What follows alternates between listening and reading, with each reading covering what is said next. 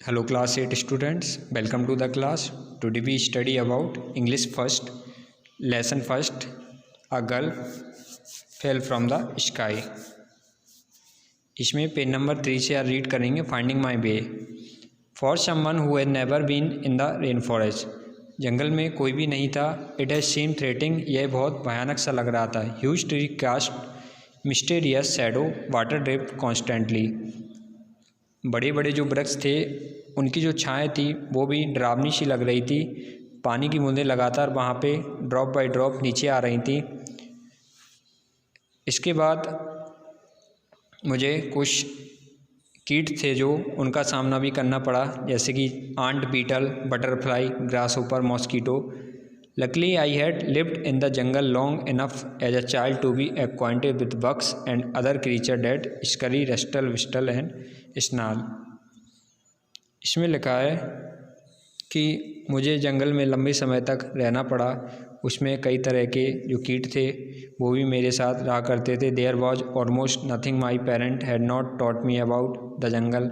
जंगल में मुझसे बात करने के लिए कोई भी नहीं था, मेरे पेरेंट्स भी मेरे साथ नहीं थे। I only had to find this knowledge in my concussion fogged head. और मेरे सोचने की जो क्षमता थी वो भी ठीक नहीं थी। I will suddenly seat my an intense thirst, thick drop of water spark on the leaves around me and I licked them up. मुझे प्यास भी लग रही थी, तभी कुछ पानी की बूंदें मैंने पत्तियों पे देखी जो कि मेरे चारों ओर थी। मैंने उनको पीकर ही अपनी प्यास को बुझाना उचित समझा। I walked in small circle around my seat while trying to memorize the location and marking of a tree to not lose my way in the jungle। मैंने एक सर्कल बना दिया अपने सीट के चारों ओर और ये याद करने की कोशिश की कि मेरे चारों ओर कौन कौन से वृक्ष हैं ताकि मैं जंगल में कहीं खो ना जाऊं। I found no trace of the crash, no breakage, no pupil. However, I did not find a bag of candy from which I ate a piece. I could hear the hum of airplane engines।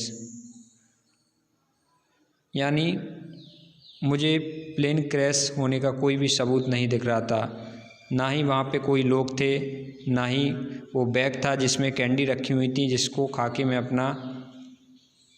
अपनी भूख को शांत कर सकती थी।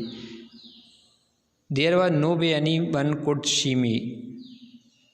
ऐसा कोई भी रास्ता नहीं था जिससे कोई मुझे देख सके क्योंकि जंगल बहुत घना था। अलोन एंड इंजर्ड, मैं अकेली थी और घायल भी थी। A feeling of powerlessness came over me. मेरी जो एनर्जी थी वो भी कम हो रही थी। I knew thing that would be rough but I had to get out of the thick of forest so that इसका कुड सी मी। बट मैं जानती थी कि मैं इस जंगल से जल्दी बाहर जाऊंगी। Soon I spotted a spring and it filled me with hope. Not only I had found water to drink but I was convinced that this little stream would lead to way to my rescue. I followed the rivulet closely।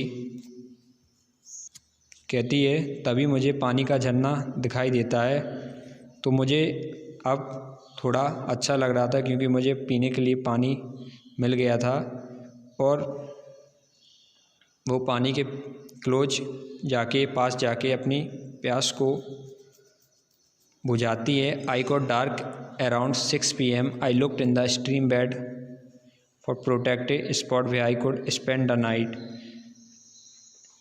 शाम के 6 बज चुके थे। अब उसे सोने के लिए अपनी व्यवस्था करनी थी। I ate another candy, so far so good. On December 28 I began counting the day as my watch stop working. मैंने दिनों को गिनना शुरू कर दिया। The stream finally joined into a small river. और तभी मुझे एक स्ट्रीम दिखाई दी, यानी जो पानी की धारा थी जिसको नदी भी बोल सकते हैं। तो मैंने उसको फॉलो किया तो फाइनली वो एक नदी में जाके क्या होती थी, ज्वाइन होती थी। I had sucked on my last candy since it was the rainy season. मैंने कैंडी जो मेरे पास बची हुई थी मैंने उसको ईट किया। भाई मौसम जो था बारिश का मौसम था। There was barely any fruit to pick. I could neither catch a fish nor cook root as did not I have a knife. मुझे मछली पकड़ना भी नहीं आता था, मेरे पास कोई चाकू भी नहीं थी, ना ही मुझे कुछ पकाना आता था। I did not dare eat anything else. I knew that much of what grew in the jungle was poisonous. मैं कुछ भी नहीं खा रही थी क्योंकि मुझे ये भी पता था कि इस जंगल में क्या था, कोई भी फल शायद जहरीला भी हो सकता है। इसके बाद page number 4, the river. Despite counting I mix up the day on may be 6th day of my trek I hear the unmistakable call of a hoargen, a subtropical bird that nests exclusively near open stretch of water where people settle at home in Penguina।